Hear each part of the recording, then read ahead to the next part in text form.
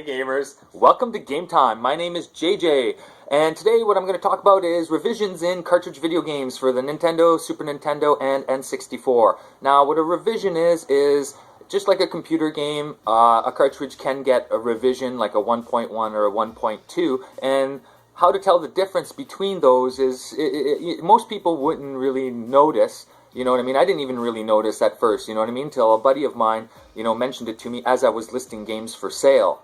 I was listing a Dragon Warrior for sale, and he noticed it, and I was very excited to go through my collection and figure out which versions of which games I have. So, I'm just going to show you about it. So I'll start off with Dragon Warrior. I've got 3 copies of Dragon Warrior here. Now, they all have different back labels, and they all have a different manufacturing imprint number on them. Now these imprint numbers, let me see if I can find one that's in good shape.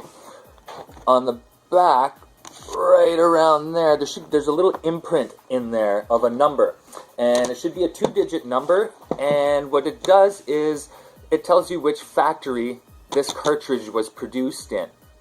Now, next to this number, if there's a letter, like a big capital A or a big capital B, for example, it would be a different version of that game, a revision. This one, for example, for Dragon Warrior, has an A over here, which means that this is version 1.1 of Dragon Warrior. These are version 1.0. What they usually do in these instances is they change graphical errors or game-breaking glitches, sometimes just text that was poorly translated or something like that. It's pretty sweet, you know what I mean? But it's cool to know. It doesn't really increase the value of your game. Yes, it has a lower print run, but it doesn't really mean anything. Why have 10 copies of the same game? It'd put your, 1,500 Nintendo game completion list to up to over 5,000. That's a lot of fucking Nintendo games. But anyways, so that's Dragon Warrior, and all I did was I took the one that had the A because I thought it was cool, and I'm selling the one that's not an A. Big deal, you know what I mean? It's still the same game. I didn't go in depth to see which glitches or which things were fixed in it. I just liked the A next to it. I thought it was cool. Anyways, there are other games like that, like even back in the day, Nintendo had the old 10-gen cartridges and stuff like that. Now 10-gen got sued by Nintendo twice because of the way they were producing their games, and they just screwed themselves over really, really royally with them. So 10-gen only has 3 official Nintendo release games, stuff like Gauntlet and stuff like that. Anyways, this is not an official release of Clax. Also, if you want something cool to know, original releases of normal Nintendo games have a 5-screw back, as in normal newer games only have a 3-screw back with the clips at the top. So these are the really, really early Nintendo games. You can find Zelda games like this. I don't have one that has a 5-screw, but yeah, it's pretty neat. So to give you an example of other games that I have that little revision, for example, to look for is, like I have a Final Fantasy II that has a revision A. I haven't looked up exactly what they have revised in it, but it's still pretty cool. I have even a Mortal Kombat 2 that has a revision A. I've got pics of all these at the end of my video. Turok actually is really, really unique in my opinion because it's a revision B. I've got a revision B on this one.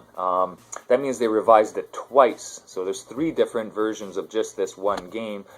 It was a pretty glitchy game in the first place, but yeah, they fixed it up a few times, but this is a revision B. The number on this one is, 19B. So I can easily find out which factory it was produced in, and it's a little bit harder to find the print run. I've yet to find a place online that has given me an idea of what the print run would be on one of these A or B revision games. Even Super Star Wars got a revision. There was probably a graphical thing they had to fix because they're very picky, or something about the text. Even Krusty's Funhouse has an A, and I thought it was pretty cool.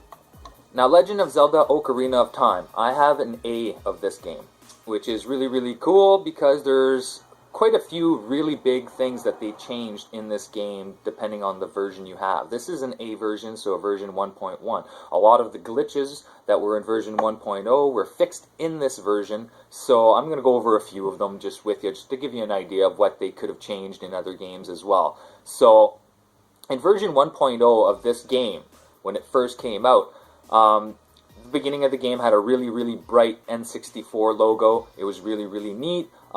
Also, you were able to skip a lot of the text at the end of the game where you were able to, where you get your light arrows and stuff. It was really, really cool.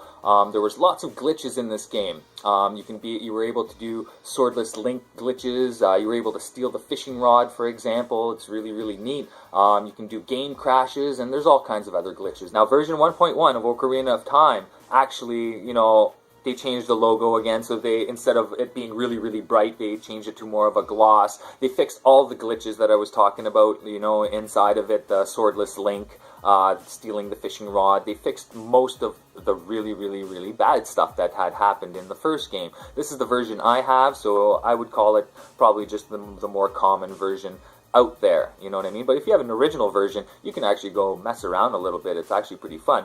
Now, version 1.2, they actually changed quite a bit inside of it. This would have the double-digit number with the big letter B on the back.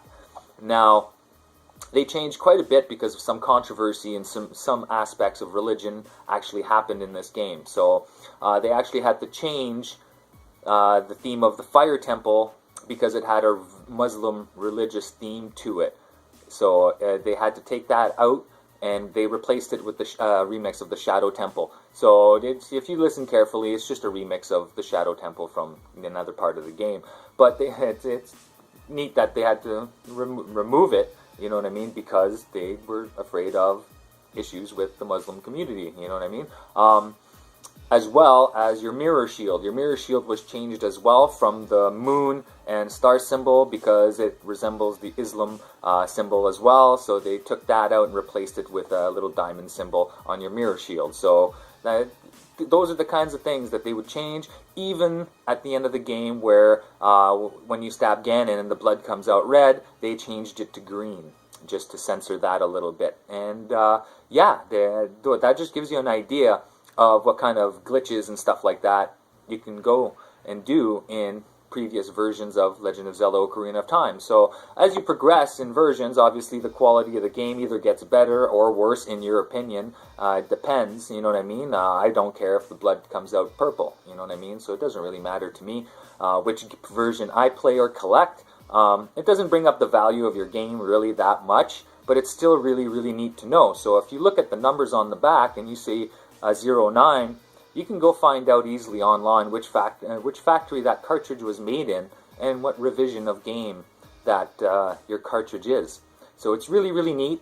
Stay tuned. I'm just going to post the rest of the pictures that I took of these cartridges so you can actually see what they are at the end of this video. And I hope I taught you a little bit about your video game cartridges for Nintendo, Super Nintendo, and N64. I'm sure some of you will go through your collection and actually go take a look at your games. I know I did, just for fun, you know what I mean? So I'm going to put these back on the shelf, relax, and I'm going to go play some games. Peace out, and I'll catch you on the next episode of Game Time.